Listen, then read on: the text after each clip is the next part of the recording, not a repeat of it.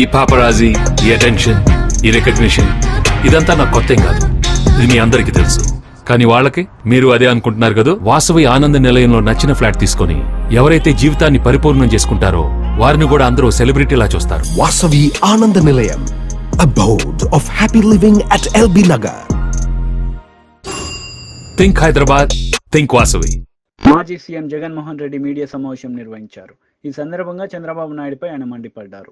లేదు, ఈరోజు పిల్లలకు సంబంధించి జనవరి నుంచి ఫిబ్రవరి మార్చికి సంబంధించిన క్వార్టర్కు సంబంధించిన విద్యా దీవెన సొమ్ము మామూలుగా మేలో ఇవ్వాలి. తన ప్రభుత్వం వచ్చింది జూన్లో వెంటనే అది ఇచ్చేయాలి. ఇంతకుముందు కోడ్ అనుకుంటే కోడ్ తర్వాత వచ్చిన తర్వాత ఇవ్వాలి. ఈరోజు జనవరి ఫిబ్రవరి మార్చికు సంబంధించిన క్వార్టర్ పెండింగ్, ఏప్రిల్ మే జూన్కు సంబంధించిన quarter pending, July August September కూడా క్వార్టర్కు సంబంధించి 3 క్వార్టర్లకు సంబంధించిన విద్యా దీవెన సొమ్ము పెండింగ్.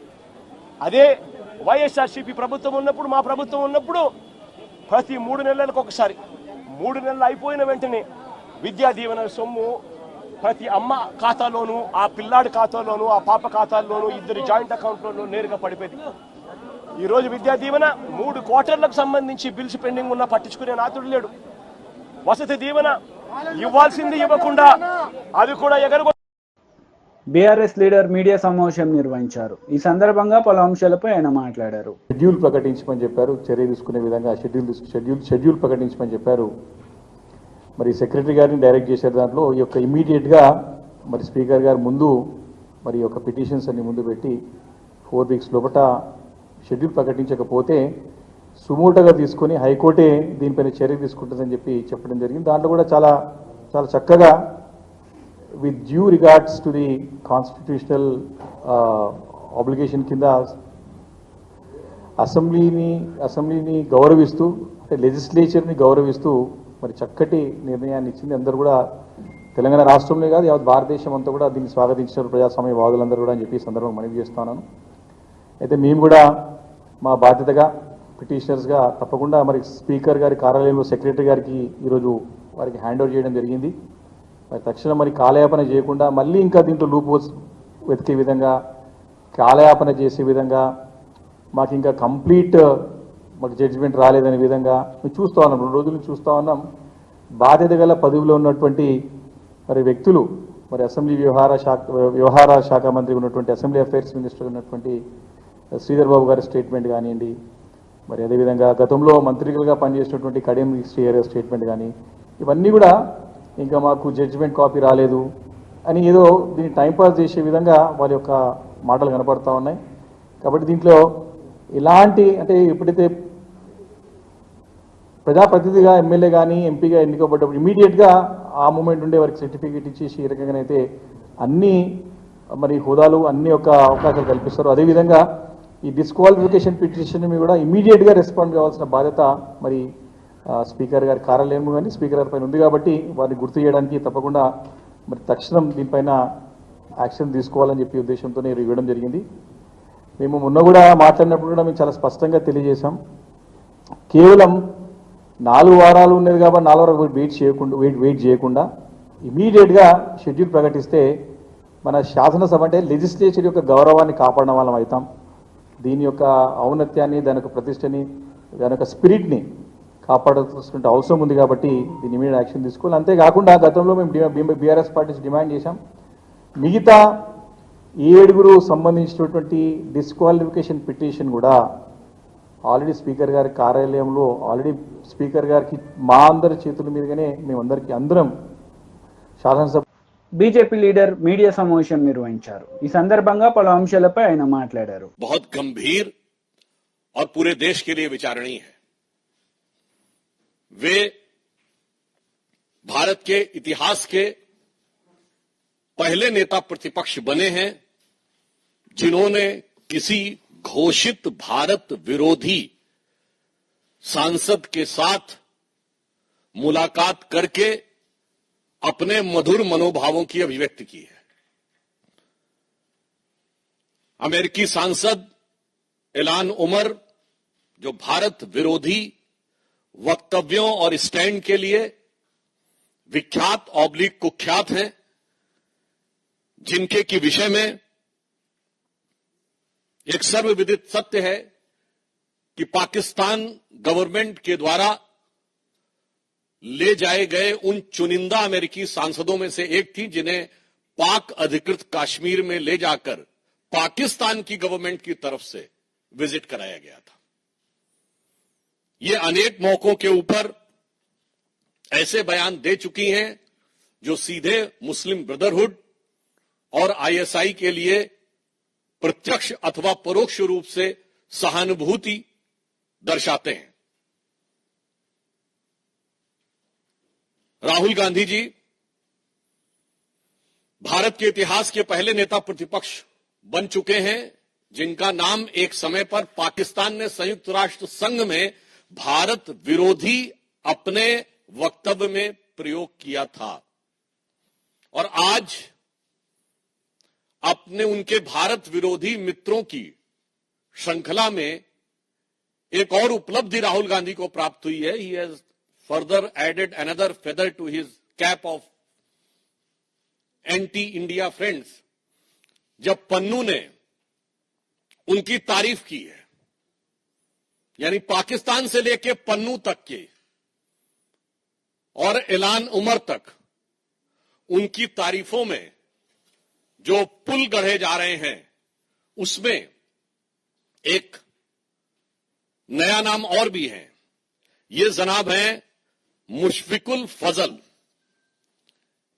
ये वो पत्रकार हैं, आप सबको ध्यान हो, जिन्होंने व्हाइट हाउस की प्रेस कॉन्फ्रेंस में और यूएन स्पोक्स पर्सन से अरविंद केजरीवाल के बारे में, अरेस्ट के बारे में सवाल पूछा था। ये है वो महोदय। अब आइए साहब, और ये महोदय जो हैं, देखिए कितने मधुर भाव से सेल्फी ले रहे हैं राहुल गांधी जी के साथ।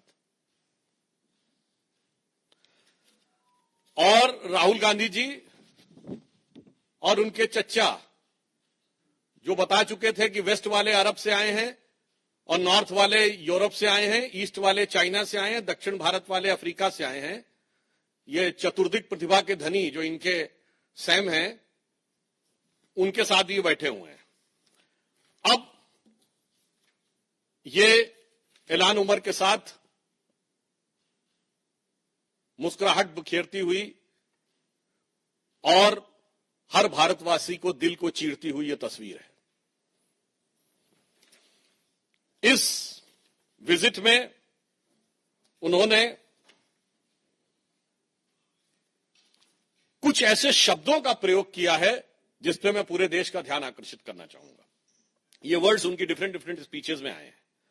आई don't want to live in India, I doesn't value skilled people. I doesn't have the freedom of faith. Indians, as in India, there are hateful peoples.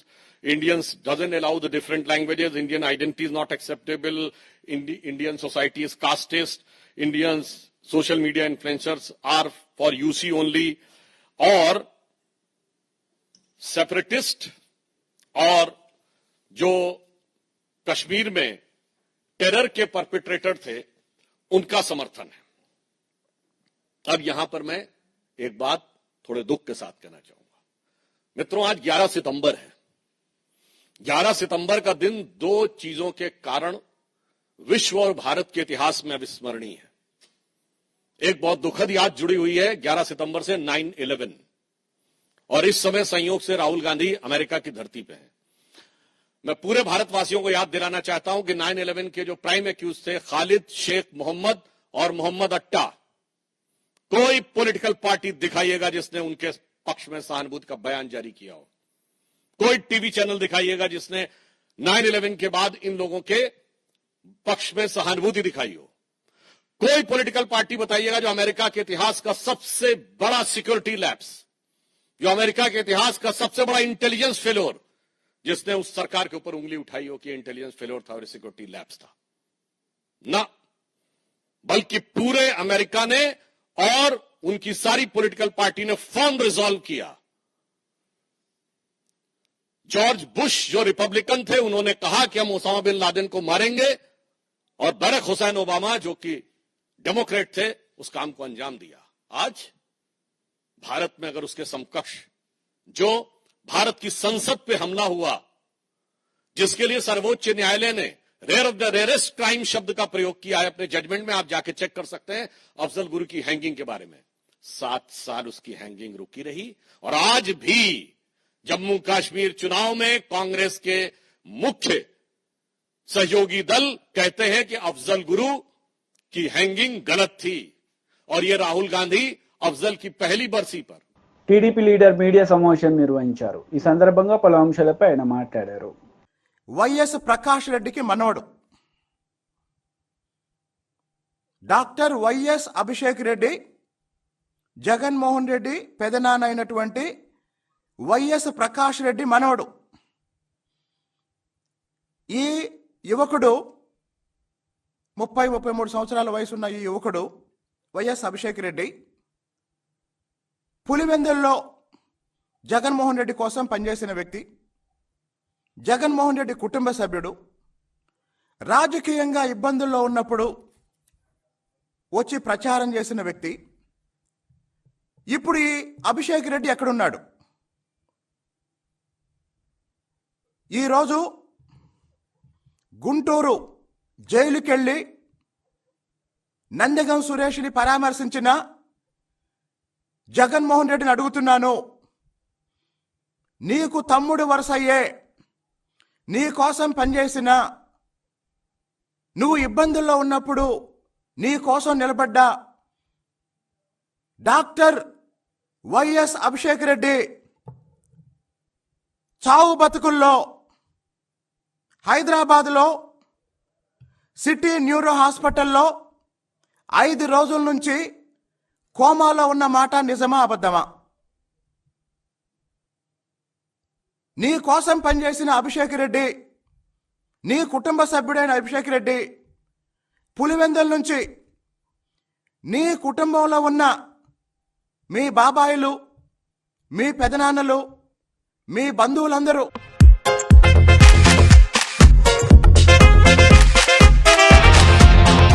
ఈ పాపరాజీ, ఈ అటెన్షన్, ఈ రికగ్నిషన్ ఇదంతా నాకు కొత్తేం కాదు.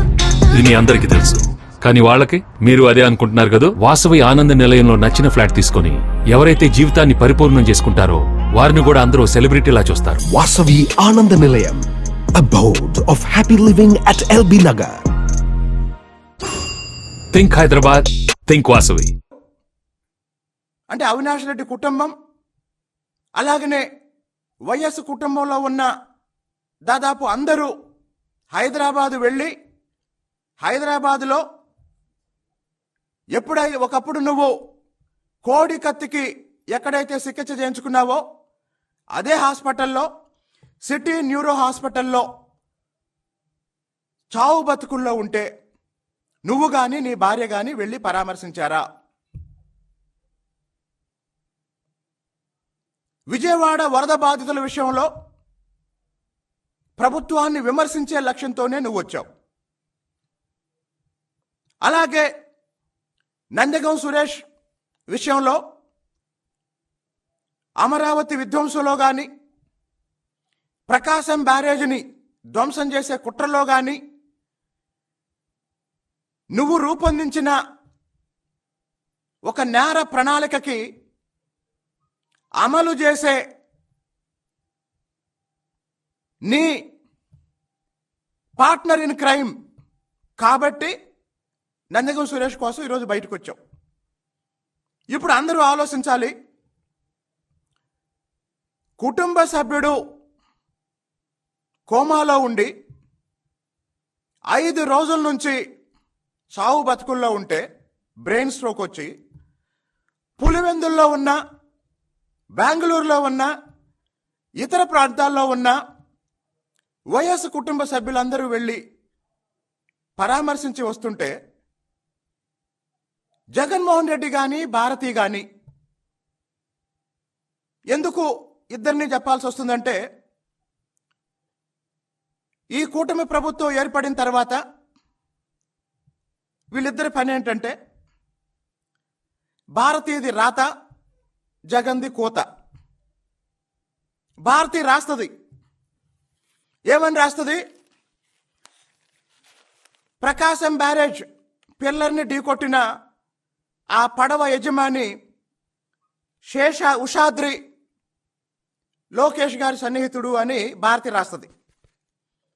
అసలు ఈ ఉషాద్రి అనే వ్యక్తి లోకేష్ గారిని కలిసిన సందర్భం ఏంటంటే, లోకేష్ గారు మా ప్రభుత్వం ఏర్పడినప్పటి నుండి ప్రజా దర్బారు నిర్వహిస్తూ ప్రజల సమస్యల్ని అడ్రస్ చేస్తూ ఆ సమస్యల పరిష్కారం కోసం అందరినీ కలుస్తున్నారు. ప్రజా దర్బార్లో ఎవరైనా రావచ్చు, అందరూ వస్తున్నారు. దానికి సాక్ష్యం ఏంటంటే, ఈ పడవల యజమాని అయినటువంటి ఉషాద్రి ప్రజా దర్బార్కు వచ్చి లోకేష్ గారిని కలిసి వినతి పత్రం ఇచ్చి ఆ పడవల వాళ్ళ సమస్యల గురించి చెప్పుకొని వెళ్ళి డిప్యూటీ సీఎం బట్టి విక్రమార్క ప్రెస్ మీట్ నిర్వహించారు. ఈ సందర్భంగా పలు అంశాలపై ఆయన మాట్లాడారు.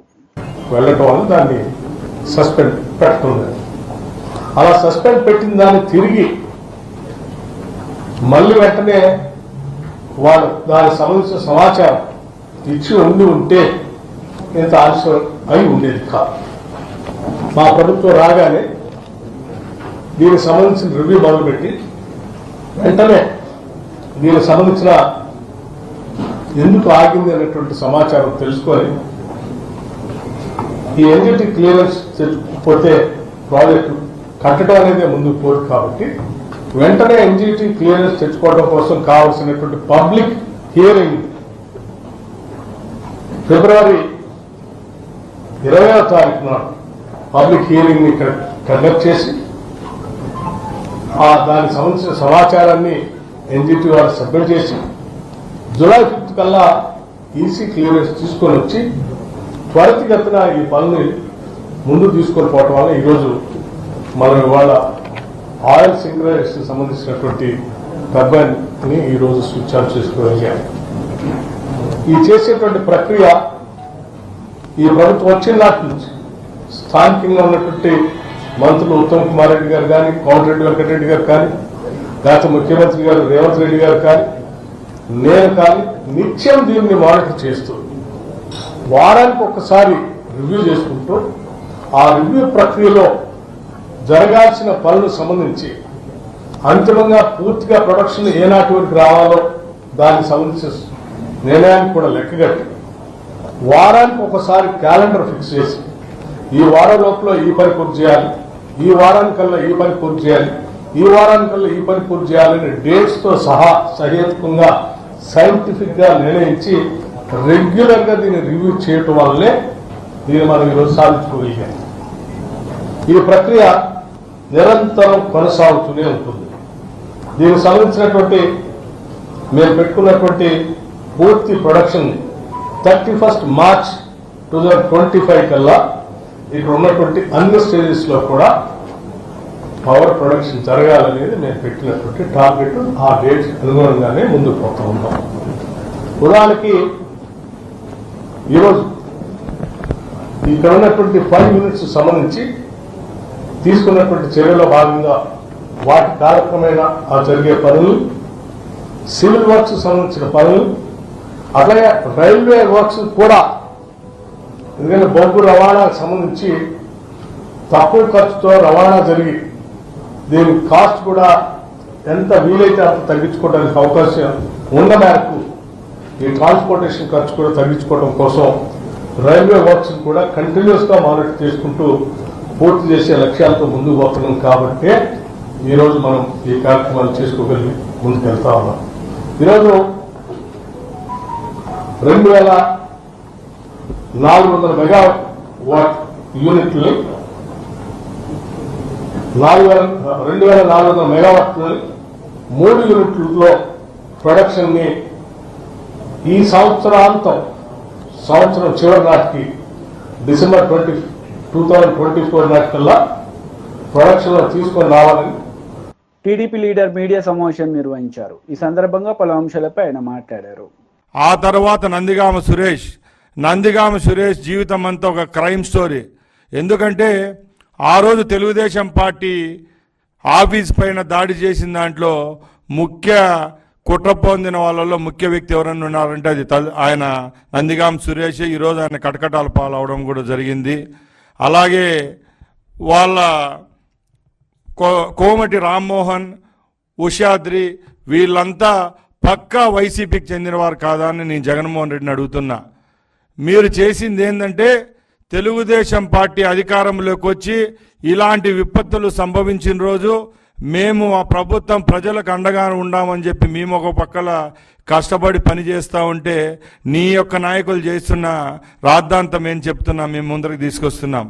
ఆ రోజు గుంటూరు జిల్లాకు సంబంధించిన పడవలు ఏవైతే 3 పడవలు సుమారు ఒక్కొక్క పడవ 50 టన్నులు ఉంటుంది. 120 టన్నుల పడవలు వచ్చి ప్రకాశం బ్యారేజ్ యొక్క కౌంటర్ గేట్స్ను ఢీకొన్నాయంటే ఒకసారి అందరూ గమనించాలా. ఇవి ఎక్కడ ఫస్ట్ నిలబెట్టడం జరిగింది, ఎక్కడికి వర్షం తర్వాత ఎక్కడికి వచ్చాయంటే ఒకసారి ఆలోచించాలా. ఎవరైతే మేము ముందు చెప్పామో ఆ నాయకుల యొక్క అనుచరుల యొక్క ఈ 3 బోట్లను దుర్మార్గంగా ఒక కుట్రతో ఈ రాష్ట్రంలో ప్రకాశం బ్యారేజ్ను కూల్చేసి ఇక్కడ రాష్ట్రపతి పాలన తేవాలని ఒక కక్ష కుట్రతోనే అవి ఢీకొట్టడం జరిగింది. ఆ 3 గేట్ల ఆ 3 కౌంటర్ వెయిట్స్ ఏమైతే ఉన్నాయో అవి పూర్తిగా డ్యామేజ్ తెచ్చే పరిస్థితి కూడా చేసింది ఎవరన్నంటే ఈ వైసీపీ వాళ్ళు కాదని మేము అడుగుతున్నాం. మేము ఒకటే చెప్తున్నాం, మీరు ఎన్ని తప్పులు చేసినా భగవంతుడు ఎలా చూస్తున్నాడో ఇక్కడ కూడా ప్రజలు చూస్తూనే ఉన్నారు.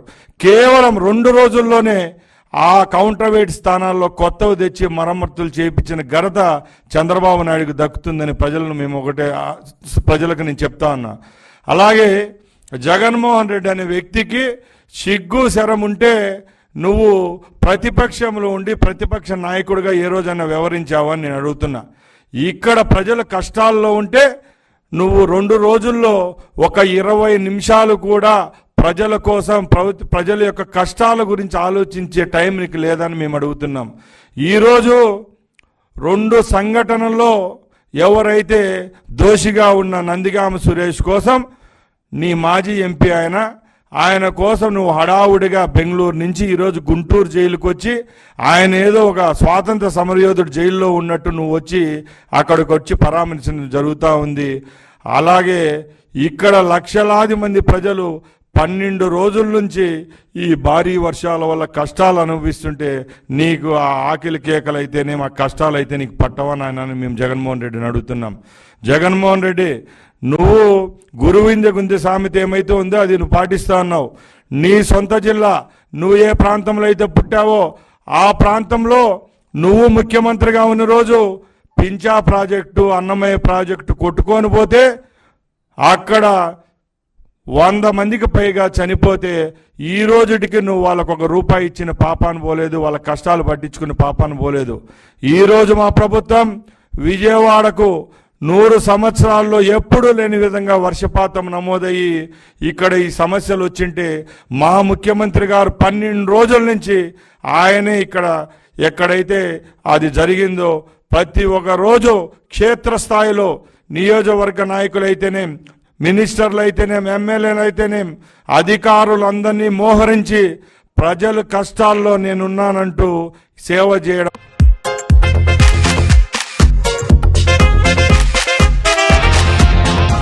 ఈ పాపరాజీ, ఈ అటెన్షన్, ఈ రికగ్నిషన్ ఇదంతా నాకు కొత్త కాదు. ఇది మీ అందరికీ తెలుసు. కానీ వాళ్ళకి మీరు అదే అనుకుంటున్నారు కదా. వాసవి ఆనంద నిలయంలో నచ్చిన ఫ్లాట్ తీసుకొని ఎవరైతే జీవితాన్ని పరిపూర్ణం చేసుకుంటారో వారిని కూడా అందరూ సెలబ్రిటీలా చూస్తారు. Vasavi Ananda Nilayam, abode of happy living at LB Nagar. Think Hyderabad, think Vasavi.